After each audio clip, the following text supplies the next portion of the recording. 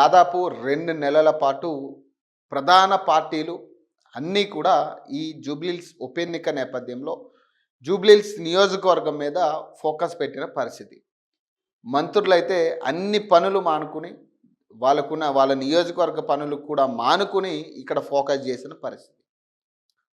So దాదాపు ఒక 3-4 రోజుల వరకు కూడా ప్రచారాలు తారాస్థాయికి చేరాయి.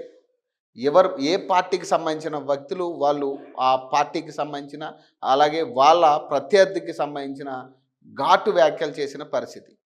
సో కేటీఆర్ ఒక పక్క, రేవంత్ రెడ్డి ఒక పక్క, కిషన్ రెడ్డి, బండి సంజయ్, వీళ్ళందరూ రామచంద్రరావు ఒక పక్క. సో ఖచ్చితంగా ప్రత్యర్థుల్ని ఘాటుగానే విమర్శించుకున్నారని చెప్పుకోవచ్చు.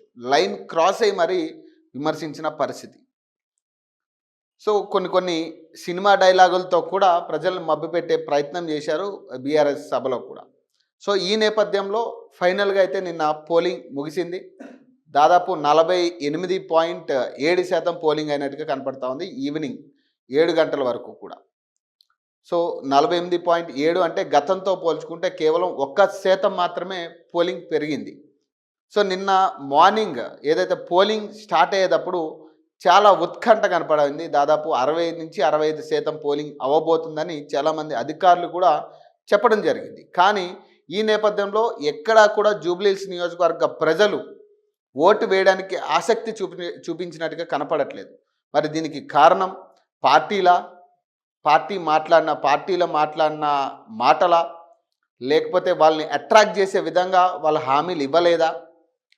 సో పలు రకాల కారణాలు ఉండే ఛాన్స్ ఉంటుంది. ప్రధానంగా ఇక్కడ యువత అనేవాళ్ళు చాలా తక్కువ ఓటింగ్ నమోదైనట్టుగా కనపడతా ఉంది. సో అందులో జాబ్ హోల్డర్స్ ఉండొచ్చు, చదువుకునే వాళ్ళు, కొత్తగా ఓటర్ ఐడీస్ వచ్చిన వాళ్ళు ఉండొచ్చు. సో వీళ్ళ ఓట్ బ్యాంక్ అనేది అంత ఆసక్తికరంగా వాళ్ళు వచ్చి ఓటు వెయ్యాలి అని వచ్చి ఓటేసినట్టుగా కనపడట్లేదు. సో కొన్ని కొత్త ఓటర్స్ వచ్చి ఓటేయడానికి బూత్కి వచ్చినప్పటికీ చాలా శాతం యువత, అందులో ప్రధానంగా కొత్త ఓట్స్ ఇప్పుడు ఎవరికైతే వచ్చాయో వాళ్ళు ప్రధానంగా బూత్ దాకా వచ్చి ఓట్లేసిన పరిస్థితి లేదు. సో ఇది కూడా ప్రధాన కారణం అనుకోవచ్చు ఇంత తక్కువ పర్సెంటేజ్ నమోదు అవడానికి. కనీసం 55% అయినా నమోదు అవుతుందనేది గట్టి నమ్మకంగా అధికారులు చెప్తున్న మాటలు. కానీ చూస్తే వాస్తవానికి వచ్చేసరికి కేవలం గతంతో పోల్చుకుంటే ఒకే 1% ఓట్ పర్సెంటేజ్ పెరగడం జరిగింది. దాదాపు జూబ్లీహిల్స్ నియోజకవర్గంలో జరిగిన అన్ని ఎన్నికలు కూడా 50% లోపే. మేబీ 2014 అంటే టీడీపీ అధికారంలో ఉన్నప్పుడు, కాంగ్రెస్ అధికారంలోకి వచ్చే టైంలో జూబ్లీహిల్స్లో ఎక్కువ శాతం, దాదాపు 56.4% ఓటింగ్ నమోదైంది. అదే హైయెస్ట్ అని చెప్పుకోవచ్చు. జూబ్లీహిల్స్ నియోజకవర్గంలో అదే హైయెస్ట్ ఓటింగ్ అని చెప్పుకోవచ్చు. తర్వాత అన్నీ కూడా 47-46%కే పరిమితం అయిన పరిస్థితి. సో ఈసారైనా దాన్ని మార్చే పరిస్థితి కనపడినట్టుగా క్లియర్గా అనిపించింది. కానీ ఎక్కడో మళ్ళీ జరిగిన పరిస్థితులు చూస్తుంటే ఈ పోలింగ్ కూడా సక్రమంగా జరిగినట్టుగా కనపడట్లేదు. సో మొదటగా ఈవీఎం ప్రాబ్లమ్స్ ఉన్నాయి. సో ఆ ఈవీఎం ప్రాబ్లమ్స్ వల్ల దాదాపు గంటన్నర డిలే అవ్వడం జరిగింది పోలింగ్ బూత్స్లో. కొన్ని చోట్ల అంటే బోర్బండ, రెహమత్ నగర్ ఈ ఏరియాల్లో కొంత డిలే అయిన పరిస్థితి. సో దాని తర్వాత అధికార పార్టీ నాయకులు ప్రలోభ పెట్టడం కావచ్చు, లేదా వాళ్ళ గూండాగిరి అనొచ్చా, లేకపోతే వాళ్ళు చేసిన దౌర్జన్యం వల్ల కావచ్చు, లేదా ప్రతిపక్ష పార్టీలు వాళ్ళని ఎత్తి చూపిస్తున్న పరిస్థితి కావచ్చు, కొంత గందరగోళం క్రియేట్ అయింది చాలా ఏరియాస్లో. లైక్ శ్రీనగర్ కాలనీలో జరిగింది, లైక్ మన ఏదైతే సోమాజిగూడ డివిజన్కి సంబంధించిన బూత్లో కొంత అవకతవకలు జరిగాయి. అలాగే యూసఫ్గూడ డివిజన్లోకి సంబంధించిన చోట్ల కూడా కొన్ని జరిగాయి. అలాగే యూసఫ్గూడ ప్రధానంగా నవీన్ యాదవ్ ఇంటి పక్కనే నవీన్ యాదవ్ ఆఫీస్ పక్కనే ఉన్న, కాంగ్రెస్ అభ్యర్థి నవీన్ యాదవ్ ఆఫీస్ పక్కనే ఉన్న బూత్లో కూడా కొంత గందరగోళం క్రియేట్ అయిన పరిస్థితి. సో దీన్ని ఎత్తి చూపే ప్రయత్నంగా బీఆర్ఎస్ ప్రతి వీడియోని కూడా వైరల్ చేసే విధంగా సోషల్ మీడియాలో విస్తృత స్థాయిగా పనిచేసిన పరిస్థితి. సో ఈ క్రమంలో ఖచ్చితంగా పోలింగ్ శాతం చాలా టైట్ కావడానికి కూడా ఇది ఒక ప్రధాన కారణంగా చూసుకోవచ్చు. పలు నాయకుల మీద, కాంగ్రెస్ ప్రధాన నాయకుల మీద కూడా కేసులైన పరిస్థితి, ఎమ్మెల్యేల మీద. సో బీర్ల ఐలయ్య కావచ్చు, లేదా వైరా ఎమ్మెల్యే మీద కావచ్చు, ఇంకొక ఎమ్మెల్యే, మొత్తం ముగ్గురు ఎమ్మెల్యేల మీద పోలీసులు ఎఫ్ఐఆర్ నమోదు చేయడం జరిగింది. ఏదైతే ప్రోటోకాల్ పాటించకుండా వాళ్ళు పోలింగ్ బూతుల దగ్గర కూర్చుని స్లిప్పులు పంచిపెట్టడం. సో ఇది ప్రధాన కారణం. ప్రోటోకాల్ అనేది ఒకటి ఉంటుంది. జూబ్లీహిల్స్ ఉప ఎన్నికే కావచ్చు, లేదా ప్రధాన ఎన్నికలైనా కానీ ప్రోటోకాల్ అనేది ఖచ్చితంగా ఏ ఎమ్మెల్యేకైనా, ఎంపీకైనా, మినిస్టర్కైనా. సో ఎలక్షన్స్ ఉన్న చోట ఖచ్చితంగా ప్రోటోకాల్ పనిచేయదు. అలాగే నాన్ లోకల్స్ అనేవాళ్ళు ఖచ్చితంగా పోలింగ్ బూత్ దగ్గరకు కూడా రాని పరిస్థితి. సో అట్లాంటిది బట్టి విక్రమార్క కాన్వాయ్ వేసుకుని తిరగడం, అలాగే కొంతమంది ఎమ్మెల్యేలు, కీలక నేతలు విస్తృత స్థాయిలో బూతుల దగ్గరికి వెళ్ళిన పరిస్థితి, అడ్డు వచ్చిన బీఆర్ఎస్ నాయకుల దగ్గర గొడవ చేసే పరిస్థితి, పోలీసులు కూడా దాన్ని అదుపు చేసే ప్రయత్నం కూడా చేయని పరిస్థితి.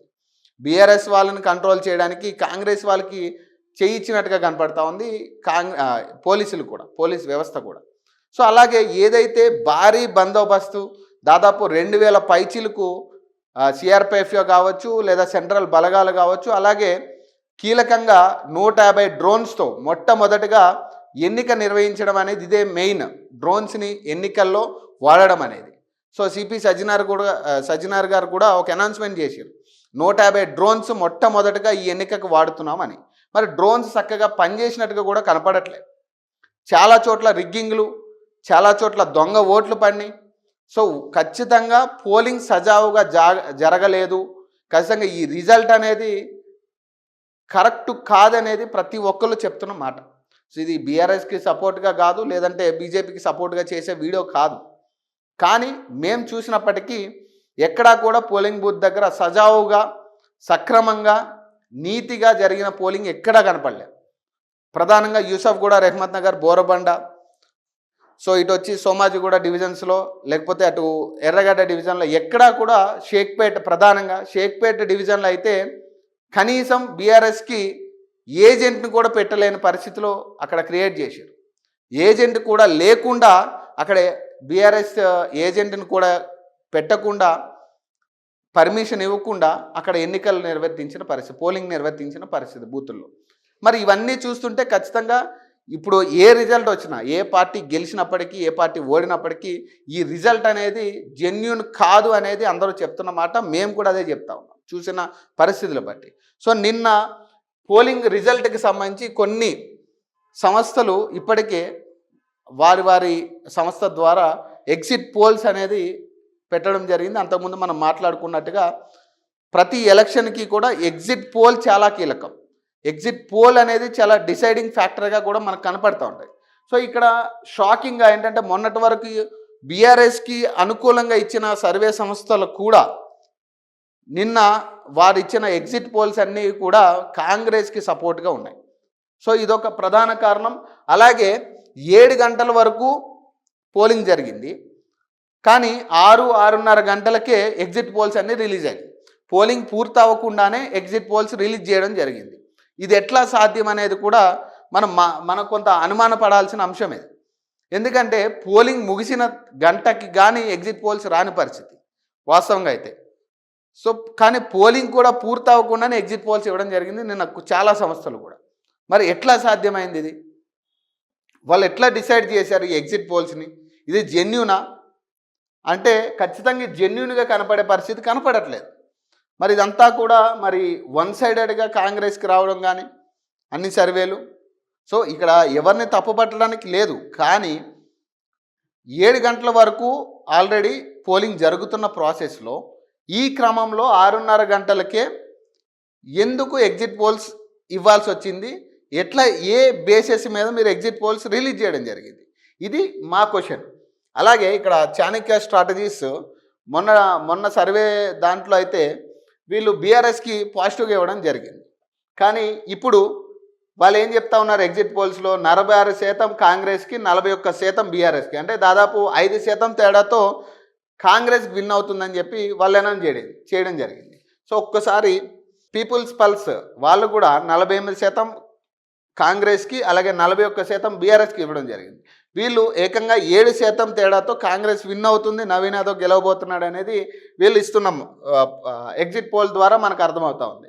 అలాగే స్మార్ట్ పోల్ కూడా 48%, 48.2% ఏమో కాంగ్రెస్కి, 42.1% ఏమో బీఆర్ఎస్కి ఇవ్వడం జరిగింది. దాదాపు ఇక్కడ 6%, 6.1% తేడాతో కాంగ్రెస్ గెలవబోతుంది అనేది స్మార్ట్ పోల్ ఇచ్చిన సర్వే. నాగన్న సర్వే ఏమో దాదాపు 47% ఏమో కాంగ్రెస్కి, 41% బీఆర్ఎస్కి ఇవ్వడం జరిగింది. అంటే 6% మెజారిటీతో కాంగ్రెస్ గెలవబోతుంది అంటున్నారు. సో ఇట్లానే స్మార్ట్ పోల్ అని ఒక సంస్థ సర్వే ఇవ్వడం జరిగింది. సో వీళ్ళు ఏం చెప్తా ఉన్నారు, so state Telangana, district Hyderabad, Jubilee Hills 61 survey held during 7/11/2025 to 9/11/2025. So opinion poll survey, so smart pole survey వీళ్ళు ఇవ్వడం జరిగింది. సో ఖచ్చితంగా వీళ్ళు తీసుకున్న శాంపిల్స్ కూడా 18 to 23 ఏజ్ గ్రూప్ వాళ్ళనేమో 8%, 24 to 35 ఏజ్ గ్రూప్ ఉన్న వాళ్ళని 28%, 36 to 45 ఏజ్ గ్రూప్ ఉన్న వాళ్ళని 24%, 46 to 60% ఏజ్ ఉన్న వాళ్ళనేమో 26%, అలాగే 60+ అయితే 14% తీసుకున్నారు. సో వీళ్ళు కూడా ఏంటంటే ఓవరాల్గా ఒకసారి కిందకి వెళ్ళిపోతే వీళ్ళు కూడా సో ఇక్కడ కాంగ్రెస్ విన్ అవుతుంది అనేది వీళ్ళు చెప్తున్నమాట. కానీ వీళ్ళ ప్రెస్ మీట్ పెట్టిన టైము 6:30 గంటలకి. ఇప్పుడు 7 గంటల వరకు పోలింగ్ నడుస్తూ ఉంది. 6 గంటలకేమో వీళ్ళు ప్రెస్ మీట్ పెట్టడం జరిగింది ప్రెస్ క్లబ్లో. మరి ఎట్లా సాధ్యమవుతుంది అంటే పోలింగ్ ముగియకుండానే ఎట్లా డిసైడ్ చేశారు అనేది ఒక క్వశ్చన్. సో 48.2% కాంగ్రెస్కి ఇచ్చారు, 42.1% ఏమో బీఆర్ఎస్కి ఇచ్చారు. ఇక్కడ ఏంటంటే ఎందుకు ఎక్కువ ఇచ్చారు అనేది కాదు ఇక్కడ పాయింట్. పోలింగ్ ముగియకుండా ఎగ్జిట్ పోల్ ఎట్లా బయటకు వచ్చింది, పోలింగ్ ముగిసిన తర్వాత పర్సంటేజ్ అనౌన్స్ చేసిన తర్వాత పోలింగ్ పర్సంటేజ్ అప్పుడు మనకి ఎగ్జిట్ పోల్స్ అనేవి బయటకు వస్తాయి. సో ఇది ఎట్లా సాధ్యం అనేది మా పాయింట్. సో ఇదంతా పక్కన పెడితే ఎక్స్క్లూజివ్గా అందరు చూపు కూడా కేకే సర్వేస్ మీద పడింది బేసిక్గా. సో కేకే సర్వేస్ ఏం రిజల్ట్ ఇవ్వబోతా ఉంది. నిన్నటి నుంచి కూడా వెయిట్ చేశారు. నిన్న ఈవినింగే కేకే సర్వేకి సంబంధించి ఎగ్జిట్ పోల్స్ వస్తాయని అందరూ ఆశించినా కానీ ఇప్పుడు మధ్యాహ్నం ఇవాళ మధ్యాహ్నం వాళ్ళు ఎగ్జిట్ పోల్స్ అనౌన్స్ చేయడం జరిగింది. సో ఇది ఒక డిఫరెంట్ కోణంలో వచ్చింది. అంటే అన్ని సర్వే సంస్థల్లో కూడా కాంగ్రెస్కి పెచ్చుండే పరిస్థితి కనపడినప్పుడు సో కేవలం కొన్ని చోట్ల అనుకుంటా కొన్ని సర్వే సంస్థలు మాత్రమే బీఆర్ఎస్ గెలవబోతుందని ఇవ్వడం జరిగింది. కానీ ఇక్కడ డెసిజన్ ఏంటంటే మొన్న కేకే సర్వేస్ ఏదైతే బీఆర్ఎస్ గెలవబోతుంది అని వాళ్ళు ఇచ్చిన సర్వే రిపోర్ట్ తర్వాత నుంచి కూడా కేకే సర్వేస్ బీఆర్ఎస్కి పనిచేస్తుంది అనేది వాళ్ళు చెప్తున్నమాట. కానీ మొన్న కూడా కేకే సర్వేస్ కాంగ్రెస్ గెలుస్తుందని కూడా ప్రధాన ఎన్నికల్లో కేకే సర్వేస్ చెప్పడం జరిగింది. సో ఇప్పుడు బీఆర్ఎస్కి ఇవ్వడం జరిగింది. మరి వీళ్ళ సర్వే మీద కూడా బేస్ చేసుకుని ఎగ్జిట్ పోల్ ఏం చెప్పబోతున్నారు, మళ్ళీ వీళ్ళు కాంగ్రెస్కి ఇస్తారా బీఆర్ఎస్కి ఇస్తారా, ఎవరు గెలవబోతున్నారు అనేది ఉత్కంఠ కనపడింది. ఫైనల్గా కేకే సర్వేస్ అఫీషియల్గా వాళ్ళు ఆల్రెడీ ఇప్పుడు ఎగ్జిట్ పోల్ రిలీజ్ చేయడం జరిగింది. జూబ్లీహిల్స్ ఉప ఎన్నికల్లో బీఆర్ఎస్కు ఆధిక్యం, కేకే సర్వేస్ ఎగ్జిట్ పోల్లో 8% ఓట్ల తేడాతో గెలుపు దిశగా ఎవరు బీఆర్ఎస్ పార్టీ గెలవబోతుంది అంటున్నారు. కేకే సర్వే సంస్థ విడుదల చేసిన ఎగ్జిట్ పోల్ ప్రకారం జూబ్లీహిల్స్ ఉప ఎన్నికల్లో బీఆర్ఎస్ పార్టీ స్పష్టమైన ఆధిక్యంలో ఉంది. బీఆర్ఎస్ అభ్యర్థి కాంగ్రెస్పై 8% ఓట్ల తేడాతో గెలుపు దిశగా ఉన్నట్లు సర్వే వెల్లడించింది. ప్రజల్లో బీఆర్ఎస్ పై ఉన్న విశ్వాసం, స్థానిక అభ్యర్థి పట్ల ఉన్న ఆదరణ ఈ ఫలితాలకు కారణమని సర్వే సంస్థ పేర్కొంది. సో కేకే సర్వేస్ ఏం చెప్తా ఉంది ఎగ్జిట్ పోల్స్లో అంటే చూడొచ్చు. అంటే 69% ఏమో బీఆర్ఎస్కి, 41% ఏమో బీఆర్ఎస్కి, 49% బీఆర్ఎస్కి, 41% కాంగ్రెస్కి, 8% బీజేపీకి వీళ్ళు రిపోర్ట్ ఇవ్వడం జరిగింది ఈ ఎగ్జిట్ పోల్కి సంబంధించి. అంటే దాదాపు 8% తేడాతో బీఆర్ఎస్ విన్ అవ్వబోతుంది అనేది కేకే సర్వే చెప్తుంది. మరి ఇప్పుడున్న సర్వే సంస్థలన్నీ కూడా కాంగ్రెస్కి పెంచుకిచ్చిన టైంలో మరి కేకే సర్వే అనేది ఖచ్చితంగా కీలకమైంది. ఇప్పుడు కేకే సర్వే ఎవరికి ఇస్తుంది, ఎవరు గెలవబోతున్నారు అనేది ఇది కొంత ఉత్కంఠగా రేపింది. ఖచ్చితంగా అభ్యర్థుల్లో కావచ్చు, పార్టీల్లో కావచ్చు, ఇప్పుడున్న పరిస్థితుల్లో కేకే సర్వేస్ ఏం చెప్పబోతుంది అనేది చాలా కీలకం మారింది. సో ఈ టైంలో ఇవాళ మధ్యాహ్నం వీళ్ళు ఎగ్జిట్ పోల్ రిలీజ్ చేయడం జరిగింది. అంటే 40% బీఆర్ఎస్కి ఇచ్చారు, 41% కాంగ్రెస్కి, 8% బీజేపీకి, అదర్స్ 2% ఇవ్వడం జరిగింది. సో ఈ క్రమంలో ఇప్పుడు కొంత ఉత్కంఠ కనపడతా ఉంది. కేకే సర్వేస్ బీఆర్ఎస్ గెలుస్తుందని చెప్తా ఉంది ఇప్పటికి కూడా. అంటే మరి ఇక్కడ ఉన్న పర్సెంటేజ్లో దాదాపు 8% ఓట్తో 8% ఓట్తో బీఆర్ఎస్ గెలవబోతుంది అనేది కేకే సర్వే చెప్తున్నమాట. ఇప్పుడు కొంత ఉత్కంఠ మళ్ళీ పెరిగినట్టు కనపడతా ఉంది. ఎందుకంటే కేకే ఇప్పటివరకు ఫెయిల్ అయిన పరిస్థితులు లేవు. కేకే సర్వే సంస్థ ఇప్పటివరకు ఏ ఎలక్షన్లో కూడా ఫెయిల్ అయిన దాఖలాలు లేవు. సో అటు ఏపీ ఎలక్షన్సే కావచ్చు, లేదా తర్వాత జరిగిన ఎంపీ ఎన్నికల్లో కావచ్చు, లేదా తర్వాత తెలంగాణ ఎన్నికల్లో కూడా ఎక్కడా కూడా కేకే సర్వేస్ ఇచ్చిన రిపోర్ట్ ఫెయిల్ అంటే లేదు. మరి ఇప్పుడు దీని ఆధారంగా చేసుకుంటే మళ్ళీ బీఆర్ఎస్ గెలవబోతుందనే అంచనాలు వస్తూ ఉన్నాయి. కొంత బీఆర్ఎస్ శ్రేణుల్లో ఊపొచ్చే పరిస్థితి కనపడతా ఉంది. నిన్న వచ్చిన సర్వే రిపోర్ట్స్ అని చూసుకుంటే కొంత అనుమానం వ్యక్తమైంది. ఎందుకంటే మళ్ళీ కాంగ్రెస్ గెలిచే ఛాన్స్ ఉందా, మేబీ 2-3% అన్నా కూడా కాంగ్రెస్ గెలుస్తుందేమో అనుమానాలు చాలా ఎక్కువ క్రియేట్ అయినాయి. కాంగ్రెసే గెలవబోతుందనే అనుమానాలు ఎక్కువ క్రియేట్ అయినాయి. ఈ తరుణంలో ఇప్పుడు 8%తో బీఆర్ఎస్ గెలవబోతుంది అనేది కేకే చెప్తున్నమాట. మరి ఇప్పుడు ఏదేమైనా కానీ ఎంత తేడా ఉన్నా కూడా నాకున్న ఆలోచన ప్రకారం మరి ఓటింగ్ పోలింగ్ అనేది ఏదైతే 6 గంటల నుంచి 7 గంటల వరకు జరిగిందో అక్కడ డెసిజింగ్ ఫ్యాక్టర్ ఎక్కువ ఉండే ఛాన్స్ ఉంది. ఎందుకంటే బేసిక్గా అప్పుడే ఇంకా ఎక్కువ శాతం అల్లర్లు రేగిన పరిస్థితి, బీఆర్ఎస్ ముఖ్య నాయకుల్ని అరెస్టులు చేసిన పరిస్థితి, నవీన్ యాదవ్ ఆఫీస్ దగ్గర చాలా గందరగోళం, బీఆర్ఎస్ అభ్యర్థి వెళ్ళి అక్కడ బైఠాయించి గొడవ చేసిన పరిస్థితి. మరి ఈ క్రమంలో కొంత 6-7% ఓట్ బ్యాంక్ అనేది ఖచ్చితంగా అవకతవకలయ్యే ఛాన్స్ ఎక్కువ ఉంటుంది. సో ఈ అల్లర్లు క్రియేట్ చేసి అటు కాంగ్రెస్ వాళ్ళ బీఆర్ఎస్ వాళ్ళ అనేది పక్కన పెడితే ఓట్ రిగ్గింగ్ అనేది 6-7%, 7 గంటల మధ్యలో 6-7 గంటల మధ్యలో ఎక్కువ జరిగే ఛాన్స్ ఉంది. ఇక్కడ స్కోప్ ఉంది. అంటే మార్నింగ్ నుంచి జరిగిన రిగ్గింగ్ కంటే 6 గంటల నుంచి 7 గంటల మధ్యలో జరిగిన రిగ్గింగ్ ఎక్కువ శాతం ఉండే ఛాన్స్ ఉంటుంది. మరి అట్లా ఒకవేళ రిగ్గింగ్ జరిగితే మరి కాంగ్రెస్ గెలిచే ఛాన్స్ ఖచ్చితంగా ఉంటుంది.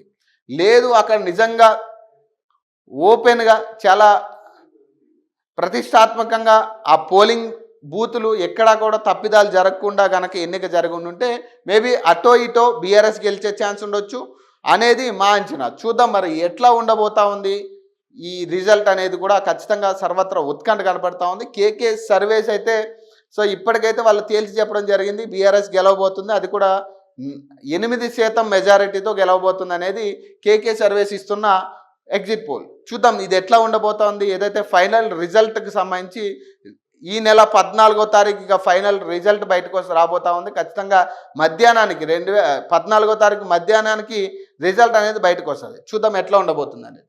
సో మరిన్ని అప్డేట్స్ కోసం చూస్తూనే ఉండండి ఓకే టీవీ.